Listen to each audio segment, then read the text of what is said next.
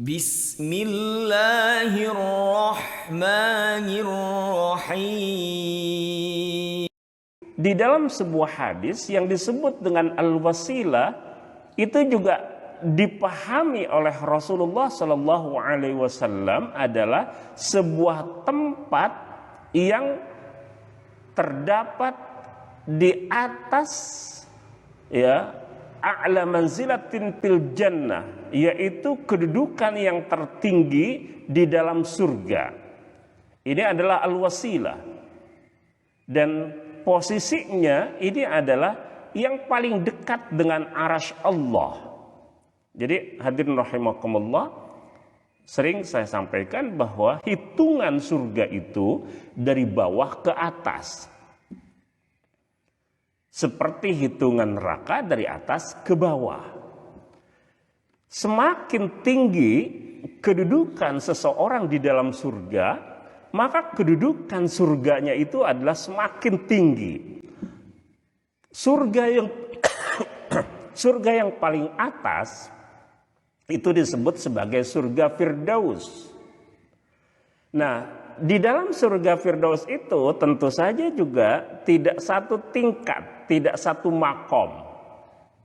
Karena itu maka ada al-wasilah, yaitu makom yang paling tinggi di dalam surga Firdaus itu, yang kedudukannya itu paling dekat dengan arasy Allah.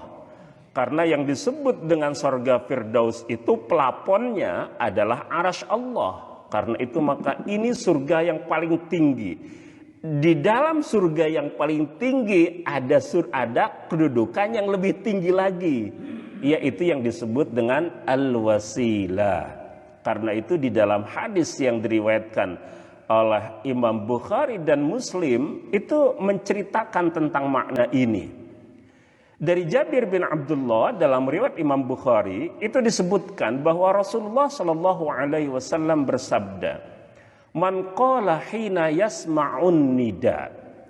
Siapa yang mengatakan ketika dia mendengar azan dan azan itu sudah selesai dikumandangkan, kemudian dia berdoa kepada Allah, Allahumma rabba hadhihi da'wati tamma, ya Allah, pemilik undangan yang sempurna ini, wassalatil qaimah, dan salat yang sejenak lagi akan didirikan, ati Muhammadanil wasilata wal fadila, berikanlah kepada Nabi Muhammad sallallahu alaihi wasallam al-wasilah dan keutamaan. Di sini al-wasilata wal fadilah.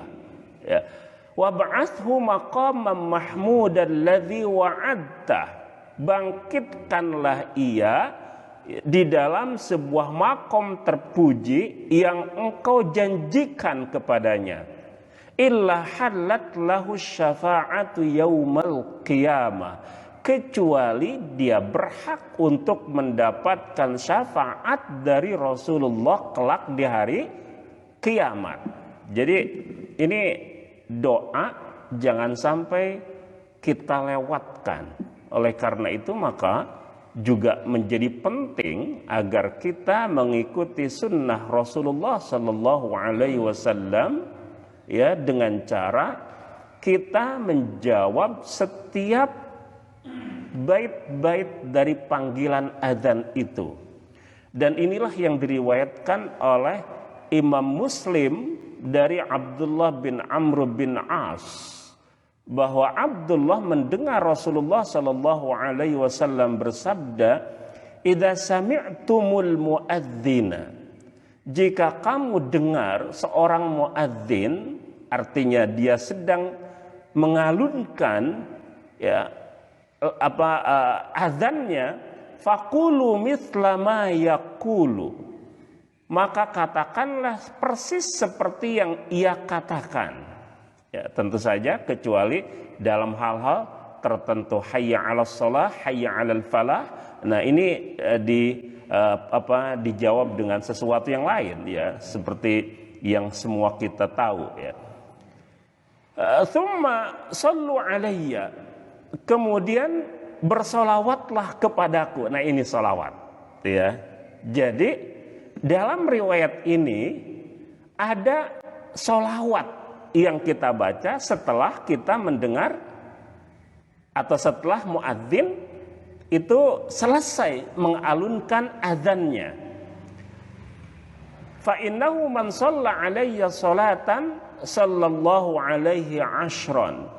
Karena siapa yang membaca salawat kepadamu dengan satu kali salawat, Allahumma salli ala Sayyidina Muhammad atau Allahumma salli ala Muhammad sallallahu alaihi ashran, maka Allah subhanahu wa ta'ala bersolawat kepadanya 10. Apa maksudnya salawat? As-salat ketika itu diungkapkan oleh seseorang, maka itu artinya adalah ad-du'a.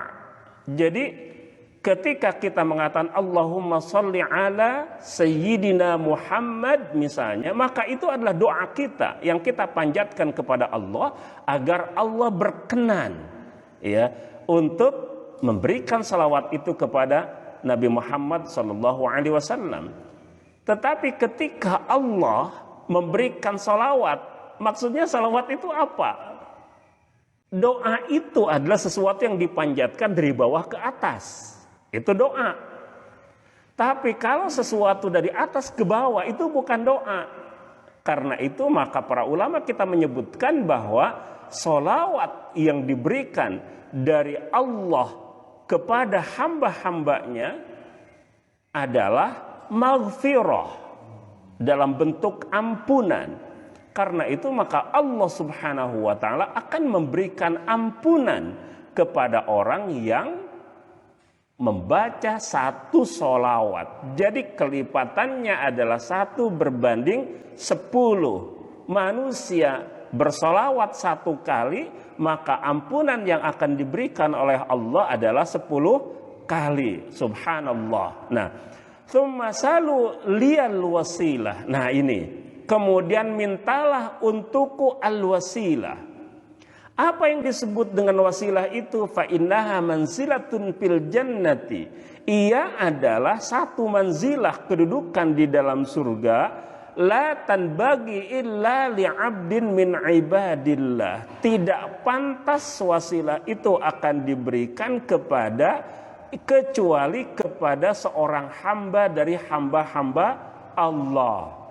Yang disebut dengan hamba Allah, Abdullah, adalah orang-orang yang memiliki kurbah, kedekatan dengannya. Ya, karena itu maka kata-kata hamba Allah itu tidak disebutkan kecuali merupakan sebuah atau merupakan kedudukan ketika seorang hamba itu memang dekat dengan Allah Subhanahu wa ta'ala. Wa arju an akuna ana huwa, dan aku berharap bahwa yang diberikan itu adalah aku orangnya. Paman sa'ala liyal wasilata hallat lahu syafa'ah. Siapa yang memintakan untukku wasilah, maka halal untuknya syafaat. Artinya ia akan mendapatkan syafaat dari Rasulullah sallallahu alaihi wasallam. Nah, din rahimakumullah. Jadi ini penting di sini, ya. Jadi ketika kita mendengar azan, kesimpulan dari kedua hadis ini, pertama adalah kita jawab panggilan azan itu. Allahu Akbar, kita jawab dengan Allahu Akbar, ya. Asyhadu an la ilaha illallah, kita jawab dengan asyhadu an la ilaha illallah. Asyhadu anna Muhammadar Rasulullah, kita jawab dengan asyhadu anna Muhammadar Rasulullah. Hayya 'alas shalah, hayya 'alal falah, la haula wala quwata illa billah. Allahu Akbar, kita jawab Allahu Akbar. La ilaha illallah, kita jawab la ilaha illallah. Terdapat keutamaan di dalam azan itu, ya, sehingga orang yang biasa mengalunkan azan kelak di akhirat itu, ya, lehernya itu akan panjang.